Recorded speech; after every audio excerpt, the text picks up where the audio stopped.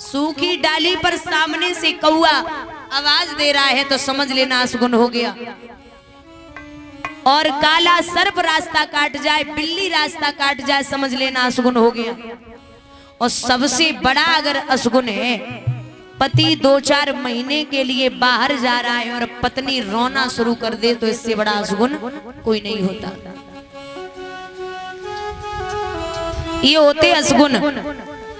सगुन ये होते हैं आपका काम कहीं फंसा हुआ है, पड़ा हुआ है, और आप किसी काम से घर से निकले और फूलों की भरी टोकरी लेकर के कोई निकल रहा है सामने से, समझ लो काम पूर्ण हो गया।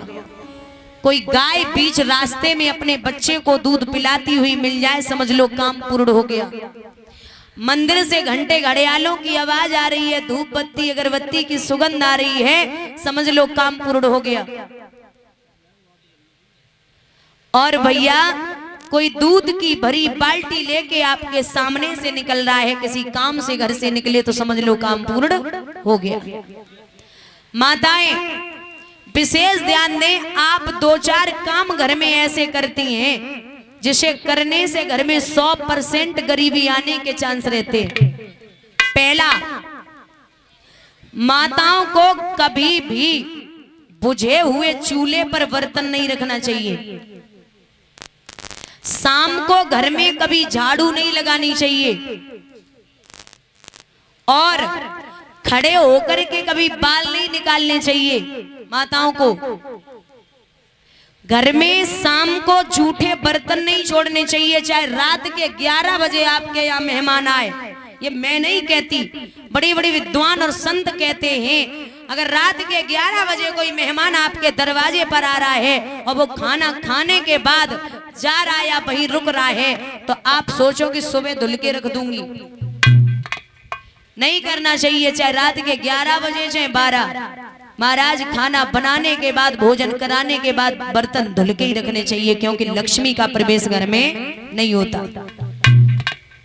और अंधेरे में कभी भोजन नहीं करना चाहिए, कितनी भी तकलीफ हो तब भी। और एक माताओं की आदत होती है, शाम को आटा लगाती और आटा बच जाए तो फ्रिज में रख देती है।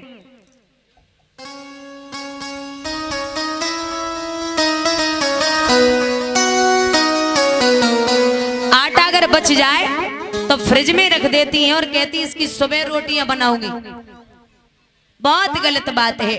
परीक्षित ये कहावत है और विद्वान कहते हैं कि शाम का रखा हुआ जो सुबह उसकी रोटियां बनती आटे की, वो एक मुर्दे के समान होता है। आटा पिंड का रूप धारण कर लेता है, इसलिए शाम को ही चाहे जानवर को डाल दो, चाहे पड़ोस में खाना न बना हो उसे दे दो, लेकिन उसकी रोटियां बना के न खाओ। आप लोगों ने एक चीज देखी होगी कि पहले जब किसान लोग हुआ करते थे, किसान, तो वे मिट्टी का मटका मंगाया करते थे, गागर। वो खेतों पे जाते थे तो उसी का पानी पीते थे, काम करते थे। तो अब फ्रिज का पानी है, कहीं बाहर से आओ फ्रिज का पानी पी लो, तुरंत बीमार हो जाओगे। कभी भी गागर का पानी नुकसान नहीं करता। यहाँ तक आप कुकर में दाल बनाना, शाम वाली दाल आप सुबह वाली दाल शाम को बेस्वाद लगेगी, लेकिन आप मिट्टी की हांडी में दाल बनाना और वो 3 दिन तक खा सकते हो। कुकर तो सीधी कहता है कि तू मेरी सीटी बजा, मैं तेरी सीटी बजाऊंगा। बोलिए गोविंद भगवान की।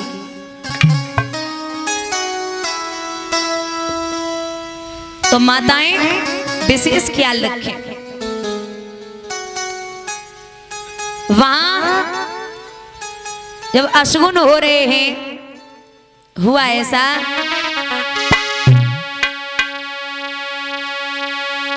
भाभी करन लगी तैयार और भैया पैर पटा से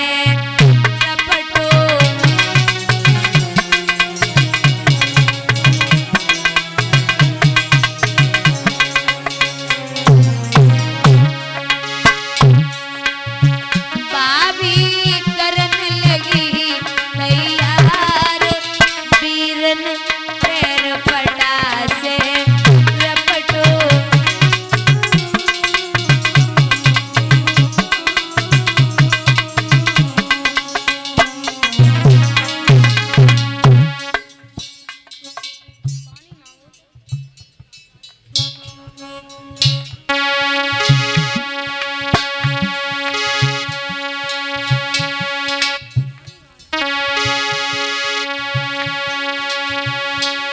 जब छींक भई अति भारी, सब हसन लगे दे तारी। जब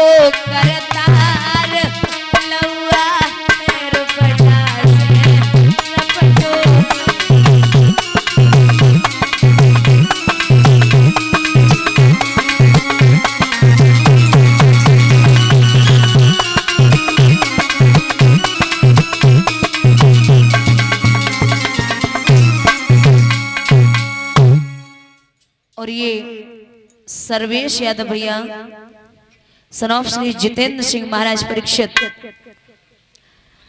माल्यार्पण कर रहे हैं। समस्त स्टाफ को सम्मानित कर रहे हैं। कलश वाली कन्याओं को, संत भगवान को और 5100 रुपए भंडारे में दान दे रहे हैं।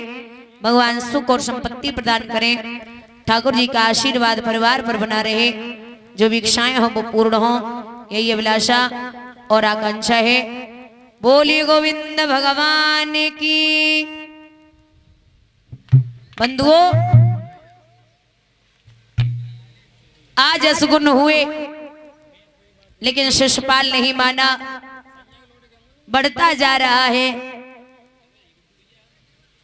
कुंदनपुर में बारात लेके पहुंचा। रुक्मणी ने सुना कि शिशुपाल आ चुका तो बड़ी बेचैन है। भगवान का ध्यान करके बोली, कृष्ण अगर आप नहीं आए ना तो मेरे 2 पैसे की हो जाएगी, आ जाइए। बिहारी हमने बचपन से आपके अलावा किसी को पूजा नहीं है, आना तो पड़ेगा। और रोई के बोली है, कृष्ण